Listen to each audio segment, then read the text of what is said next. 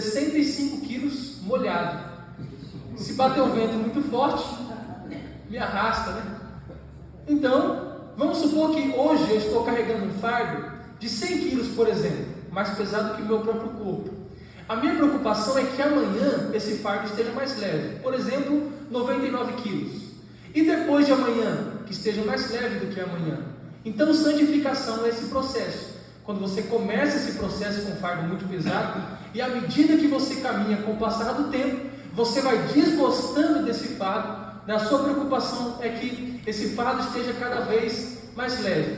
E qual o nome desse fardo? Pecado. Que infelizmente todos nós carregamos ao longo da nossa vida. Eu vou te explicar. Você lembra de Adão? Adão foi um homem formado pelas mãos de Deus, a imagem e semelhança do nosso Deus, o Deus Criador. E Adão, irmão, era perfeito. Adão tinha mais força e vigor do que nós, tinha mais energia, Adão tinha um propósito. Era um homem completamente capaz. Porém, Deus deu a liberdade para ele, até porque não existe amor sem liberdade de escolha. Se Deus formasse Adão sem dar a ele a liberdade de escolher entre amá-lo ou desobedecê-lo, Deus não estaria formando homens, Deus estaria formando robôs, clones. E Deus não quer clones. Deus quer que você tenha liberdade e use da sua liberdade para assim amá-lo de forma voluntária. Certo dia, Adão, com sua liberdade de escolha, come do fruto que Deus havia dito para não comer, desobedece a Deus, e a partir desse momento, todos nós herdamos aquilo que a Bíblia chama de natureza pecaminosa. O nome Adão tem 3 significados. Adão é o nome próprio, do hebraico Adam, significa Adão. Também significa humano e também significa humanidade. Adão estava carregando nas suas costas, na sua pessoa, o peso de toda uma raça que é a raça humana. Por conta da sua desobediência, aquela natureza perfeita, completamente incapaz que Deus fez, agora estava deturpada, e a natureza pecaminosa foi passada para todos os seres humanos. Eu vou citar aqui pelo menos 3 textos que reforçam aquilo que eu estou falando. O primeiro texto fala do próprio Jesus no Evangelho segundo escreveu Marcos, capítulo de número 7, versículos de número 15. A Bíblia diz que Jesus está comendo com os seus discípulos e não lava as mãos para comer. Os fariseus começam a conversar uns com os outros dizendo: Mestre, me responde uma questão. Na nossa tradição, nós não podemos comer sem lavar as mãos. Por que o Senhor e seus discípulos estão comendo sem lavar as mãos? O Senhor não tem medo de contaminação? E Jesus responde dizendo: não tem nada fora do corpo que possa contaminar o homem. Pior é aquilo que sai dele. Porque a gente se preocupa tanto com aquilo que vem de fora para dentro, e o perigo mora dentro da gente.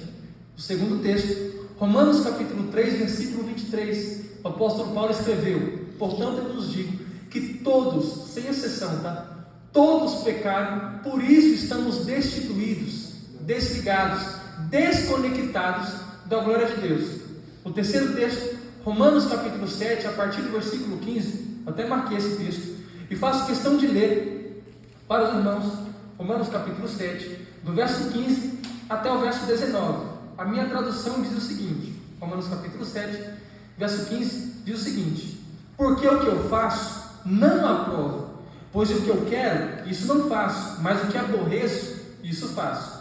E se faço o que não quero, consinto com a lei que é boa, de maneira que agora já não sou eu que faço isso, mas o pecado que habita em mim. Porque eu sei que em mim, isto é, na minha carne, não habita bem algum, e com efeito o querer está em mim, mas não consigo realizar o bem. Verso 19, porque eu não faço o bem que quero, mas o mal que eu não quero, esse eu acabo cometendo. Você percebeu? Parece que de forma natural nós acabamos pecando. É como se a partir de Adão, de uma forma ou outra, nós vamos acabar pecando ao longo da nossa vida. Se não pecamos com as mãos, pecamos com o nosso olhar. Se não pecamos com o nosso olhar, pecamos com a nossa língua. Se não pecamos com a nossa língua, pecamos com o nosso pensamento. Sabe o que é pior? Não tem como fugir disso. A Bíblia relata muitos heróis da fé, muitos homens de Deus. Pense comigo: Abraão, Isaac, Jacó, José, Moisés, Josué.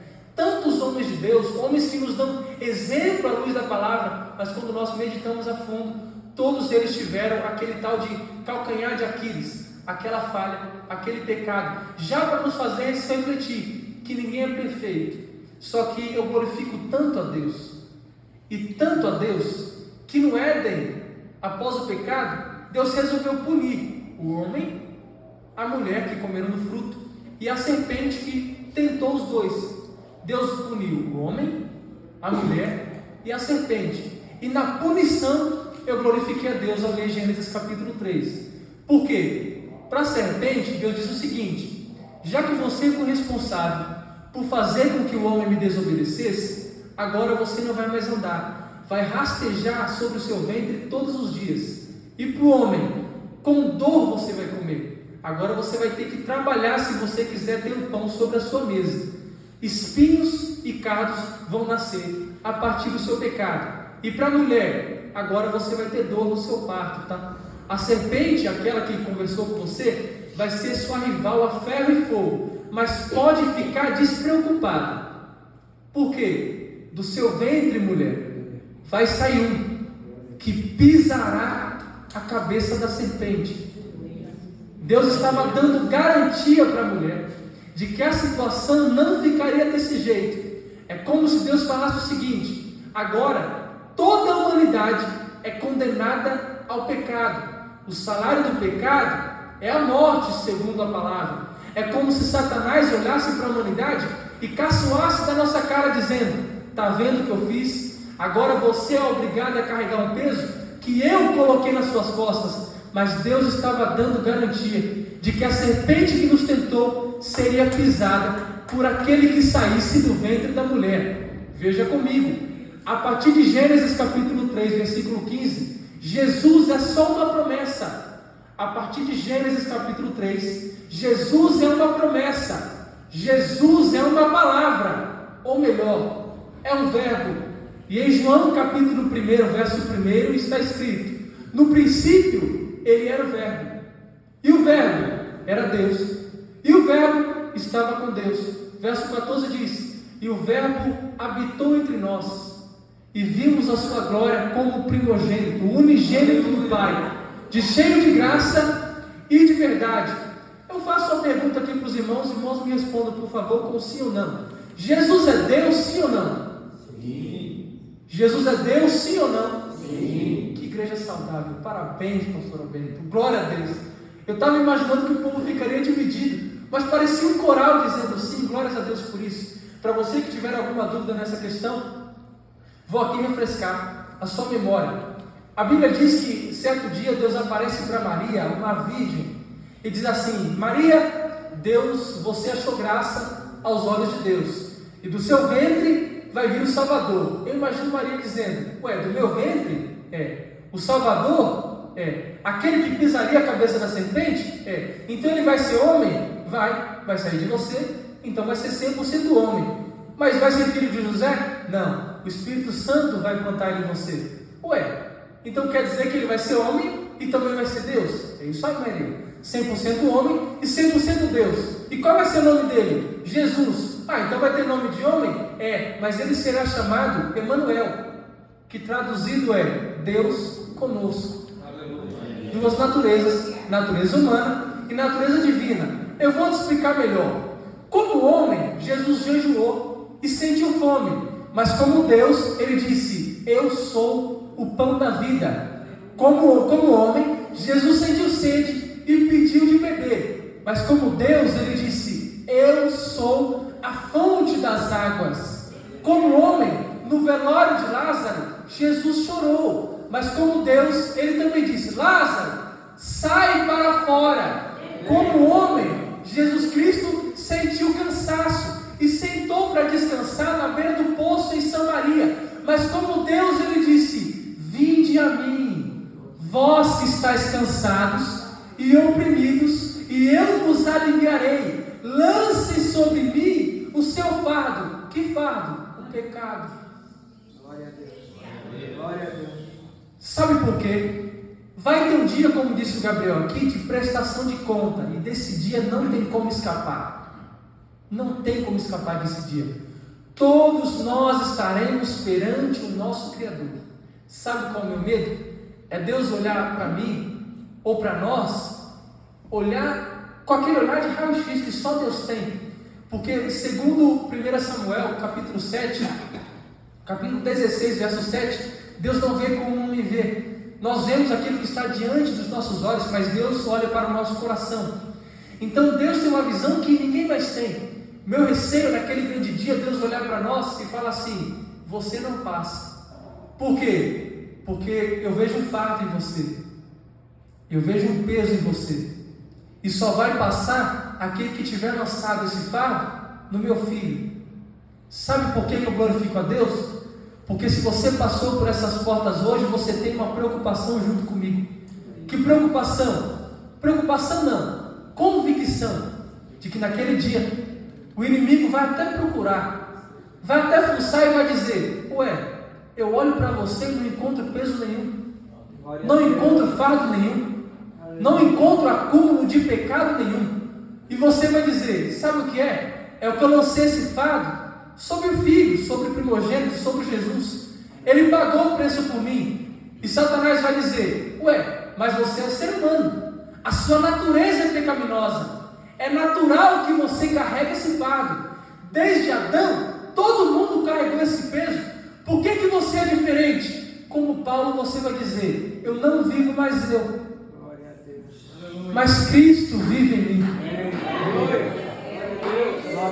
O meu desejo é que nós, ele até pode fuçar, mas não encontra acusação, não encontra acúmulo, não encontra excesso, porque nós temos convicção de que a porta é estreita. Ei, você vai subir, mas o pecado vai ter que ficar. Você vai subir, mas seu emprego vai ter que ficar.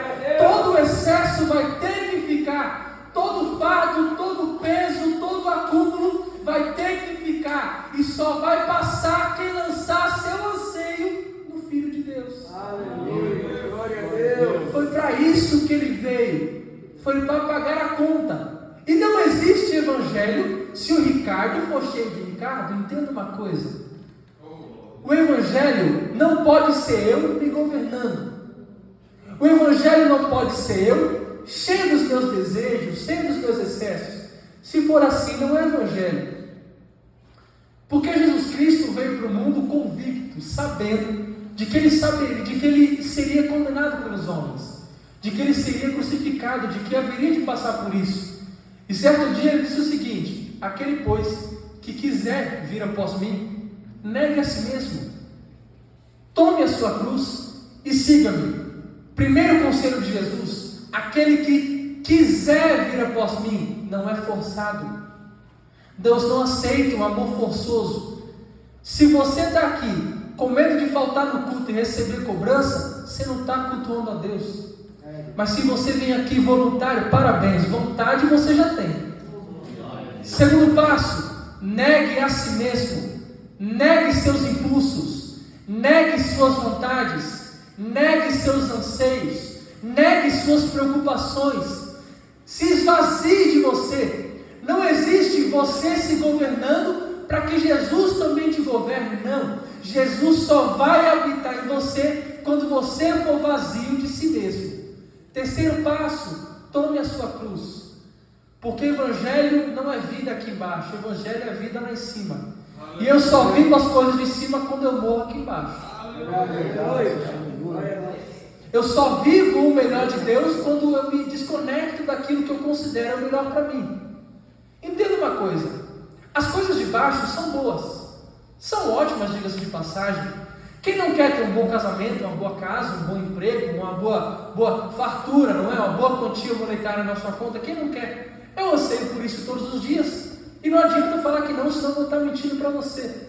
As coisas daqui de baixo são boas. Só que certo dia Jesus estava conversando com um sábio chamado Nicodemos. Ele falou assim: Nicodemos, aquele que não nascer da carne e do Espírito não pode ver o reino de Deus. Vou repetir: aquele que não nascer da carne e do Espírito não pode ver o reino de Deus. Lembra que a carne, segundo o apóstolo Paulo, é carregada de pecado? O que Jesus estava dizendo é o seguinte: os meus servos, certo dia, estarão ministrando a palavra de Deus para uma assembleia cheia de pessoas. E para a glória de Deus, todos vocês que estão aqui são nascidos da carne. A questão é, quem é nascido do Espírito e quem não é.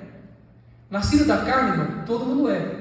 Todos nós temos um pai e uma mãe e herdamos essa natureza pecaminosa. A questão é quem é nascido do Espírito. O que Jesus estava dizendo é, não adianta viver anseio só pelas coisas de baixo. Só vai dar o reino de cima quem ansiar pelas coisas de cima, quem é nascido do Espírito. Por quê? Porque a sua natureza, querido, a sua natureza pecaminosa da carne, pode te dar um bom emprego, pode te dar um bom casamento, pode te dar uma boa casa, pode te dar o carro do ano, mas esse não é o melhor de Deus para a sua vida. O melhor de Deus para a sua vida ainda está por vir. É se desconectar das coisas de baixo, para que você possa viver as coisas de cima. Sabe onde nós encontramos esse melhor exemplo? Lá no Jardim do Éden. Lembra que Deus descia para falar com Adão no pôr do sol? Adão tinha uma função no Éden, tinha um propósito: lavrar e guardar a terra. Eu imagino Adão com uma enxada e pá nas costas, todos os dias indo trabalhar. Deus deu aquela função para ele, ele está indo trabalhar. O que é enxada e pá nas costas? A nossa ocupação. É como se Deus falasse assim: Ricardo, eu vou te dar um dia de 24 horas. Ó Senhor, muito obrigado. Você vai ter 22 horas para você fazer o que você quiser. 22? Obrigado, Senhor. Mas como assim? 22 horas para você comer, beber, vestir. 22 horas para você trabalhar, para você comprar, para você vender. 22 horas para você namorar, para você curtir seu casamento, para você passear com seu noivo. 22 horas para você curtir seu familiar, para você lavar louça, para você lavar roupa, para você dobrar roupa. 22 horas para você se ocupar com as coisas de baixo. Mas quando der 10 horas e você me ouvir te chamando pelo nome, larga a enxada, deixa a sua pá de lado, se desconecta do seu namorado, deixa a sua ocupação, se desliga daquilo que é de baixo, porque está na hora de você se encher das coisas de cima. Você nasceu para isso, não para viver só o melhor daqui de baixo, mas sim para viver aquilo que Deus tem para você, dos altos céus. É por isso que o apóstolo Paulo escreveu: não dê lugar ao diabo, e também não entristeça o Espírito Santo de Deus, porque você é selado com o Espírito Santo para o dia da redenção. Você é selado com o Espírito Santo para o dia da redenção, para aquele grande dia de prestação de conta. Eu vou te explicar o que quer dizer esse selado. Essa questão de selado tem dois significados. Primeiro, todo móvel que vinha de Roma naquela época carregava um selo, uma espécie de carimbo. Todo móvel que era fabricado em Roma era carimbado com o carimbo de Roma, para que todos aqueles que olhassem vissem de onde veio e a quem pertence. Quando o móvel saía de Roma, ia para um outro lugar, por exemplo, e vinha para o Brasil, por exemplo, algum brasileiro olhava e dizia: está no Brasil, mas não é do Brasil, ele pertence a Roma. Por quê? Ele foi selado com o carimbo de Roma. O que o apóstolo Paulo estava dizendo é o seguinte: você foi carimbado, você foi selado, você foi marcado com o Espírito Santo, e quando você passa no bairro onde você mora, você é um ponto de interrogação. O mundo olha para você e diz: ué, ele está aqui, mas ele não é daqui, ele não se veste como quem é daqui, ele não se comporta como quem é daqui, ele não fala como quem é daqui, ele não anda como quem é daqui, ele pertence a um lugar muito mais valioso. Ele não é só marcado com o pecado, ele é selado com o Espírito Santo, e só quem é selado regocija que você carrega a marca que te selou, que te marcou, e você pertence a esse Jesus Salvador. Você pertence aos céus, você não pertence ao maligno, a sua vida não é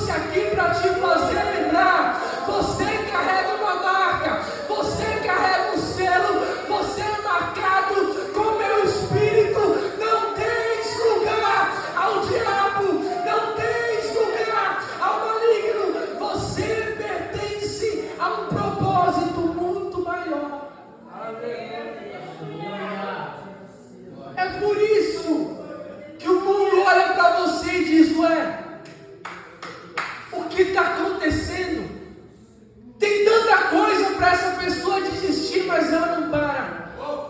O vizinho parou, mas ela não para. Fulano caiu, mas ele não cai. Mal sabe Satanás que o que nos mantém de pé é o selo que nós carregamos na nossa alma. Maior que a natureza da nossa carne é o Espírito que nos marcou, que nos selou, que nos escolheu. E se você está aqui, é porque Deus te trouxe para te lembrar: a natureza que você carrega não é maior que o propósito que eu tenho na sua vida.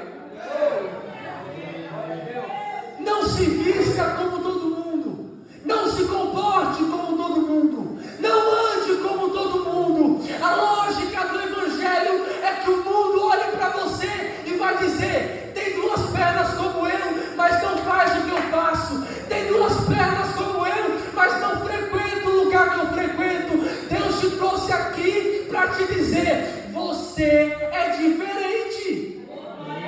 Se comporte como alguém diferente, ande como alguém diferente. Só quem é nascido do Espírito entende o que Deus está dizendo através dessa palavra. Você não é só nascido da carne, você é nascido do Espírito. Você é marcado com o Espírito. Vai passar a vida fazendo aquilo que a carne te manda fazer? Vale a pena perder a salvação por causa de um contato no WhatsApp? Vale a pena perder a salvação porque continua frequentando certos lugares? O que Jesus estava dizendo para Nicodemos é: eu tenho um propósito com aqueles que estão decididos a viver aquilo que o Espírito te proporciona. E posso te dizer uma coisa, querido: vale a pena abrir mão de certos contatos para viver aquilo que Deus tem na nossa vida. Vale a pena parar de entrar em determinados sites para viver aquilo que Deus tem na nossa vida. Vale a pena parar de falar certas coisas, parar de fofocar da vida de fulano, de ciclano, ou se vestir de forma promíscua para viver aquilo que Deus tem na nossa vida. Você é marcado com o Espírito, então valorize a marca que você carrega. Glória a Deus. Glória a Ti, oh, glória a Deus. Aleluia. Deus te trouxe aqui primeiro para dizer que você é marcado. E se você é marcado, você tem origem. Isso aqui é tão interessante. Lembra que o que Jesus disse para Nicodemos? Quem não nascer da carne e do Espírito não pode herdar o reino de Deus. Esse texto nós costumeiramente usamos para o batismo. Quando nós levantamos a mão: Pastor Alberto, quero aceitar a Jesus, ou quero me batizar. Ou seja, não quero mais viver essa vida, quero viver aquilo que os altos céus me proporcionam.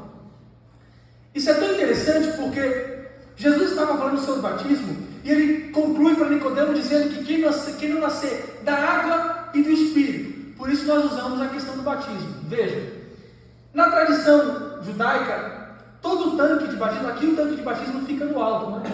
Fica ali atrás, é isso? Na tradição judaica, o tanque batismal não pode ficar no alto, ele sempre fica embaixo. Vou te explicar por quê. É como se fosse uma espécie de cova, literalmente uma cova, cavada no chão, cheia d'água. E quando a pessoa vem, por exemplo, no Rio Jordão, onde João Batista batizava, então é feito uma cova, um buraco no chão, cheio d'água, para que ali as pessoas possam ser batizadas. As pessoas são colocadas na água e são tiradas. Quando você se batiza, espiritualmente falando, simbolicamente falando, é como se você fosse colocado na água, o velho homem foi colocado na água, e quando você é tirado, ali está o novo homem. Nesse momento acontece o seu velório e também acontece o seu parto. Sabe o que eu acho mais interessante? É que esse tanque que eles enchem d'água é chamado de kever, que quer dizer cova. E não sei se de forma intencional, mas kever também significa ventre. Porque quando o pastor Alberto te coloca no tanque e te tira, ao mesmo tempo que ele é seu coveiro, ele é sua parteira. Tem dois tipos de choro nesse evento, dois. Primeiro, quando o pastor Alberto te coloca, um grupo de pessoas derrama lágrima dizendo: Lá vai meu amigo de cerveja. Lá se vai minha amiga do forró. Lá vai meu parceiro de funk. Lá vai meu amigo de copo. Estão em luto por causa do funeral. Mas quando o pastor Alberto tira você como uma parteira, a igreja regozija dizendo: aí está o novo homem. Ele é nascido de novo. Não pertence mais a essa natureza. Entende? E lembra que Jesus Cristo disse que nós devemos nos comportar como crianças? Esse texto também significa muito. Por quê?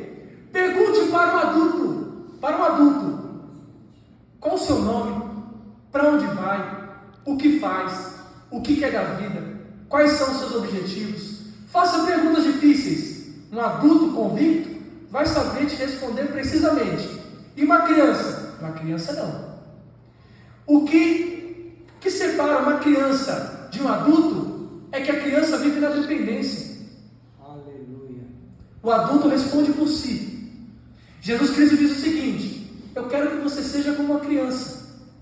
Por quê? Quando alguém te falar assim, o que você quer da vida? Você não vai saber responder. Vai ter que puxar a barra das vestes do pai e vai dizer: papai, eu não sei. Responde por mim. Fala por mim. Se comporte por mim. Viva na dependência. Não daquilo que a sua natureza te proporciona, mas daquilo que o pai tem para a sua vida. Lembra que eu disse que explicaria o segundo significado do selo? Primeiro, origem. O selo mostra de onde você veio. Depois, para onde você vai.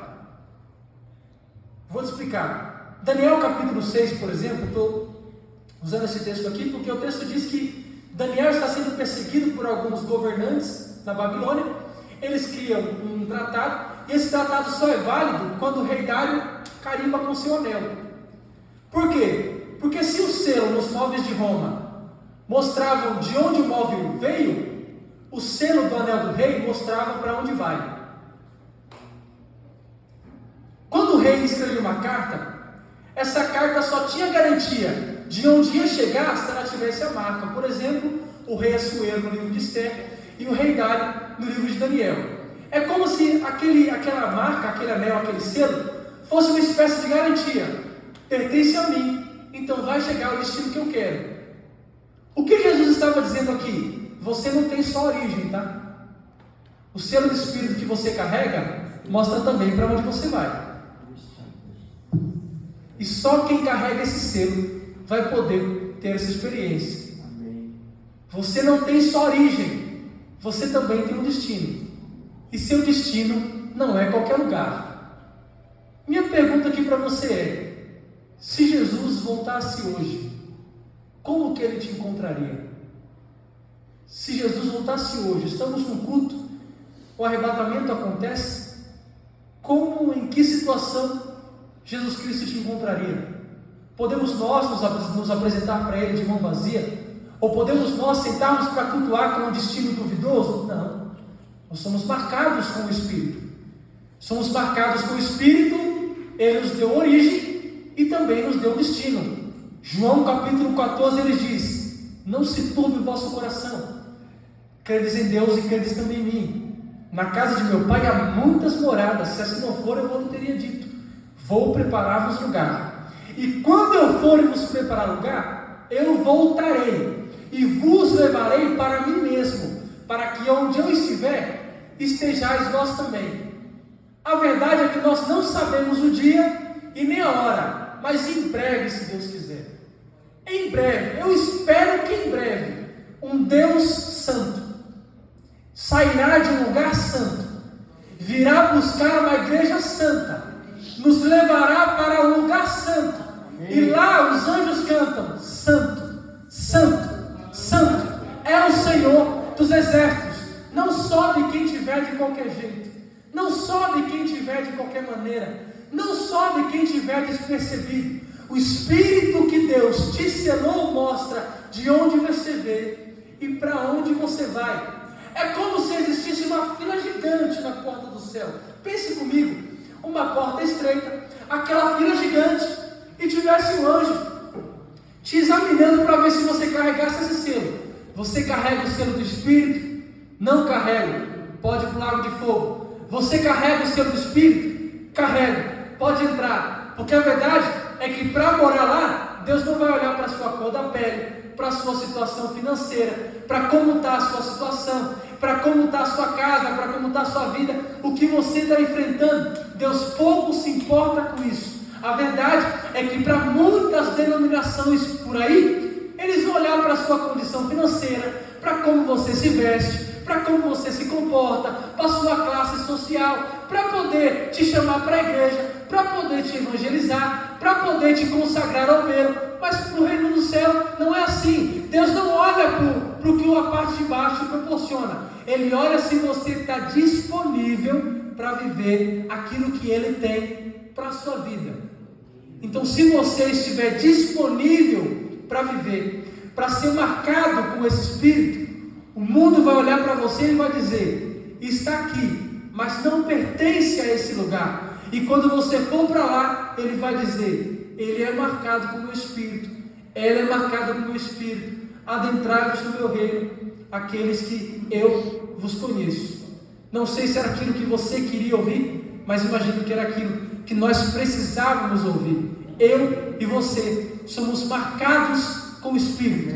Então devemos evidenciar essa marca, para que aquele que nos olha, aquele que nos vê, veja que nós estamos aqui, mas nós não somos daqui. Nossa carne grita, mas o Espírito Santo de Deus tem coisa muito melhor para a nossa vida. O reino dos céus é para aqueles que escolheram de forma voluntária negar a si mesmo para viver aquilo que Deus tem para a nossa vida. Então você que puder e quiser, louve a Jesus com suas palmas e assim agradeça.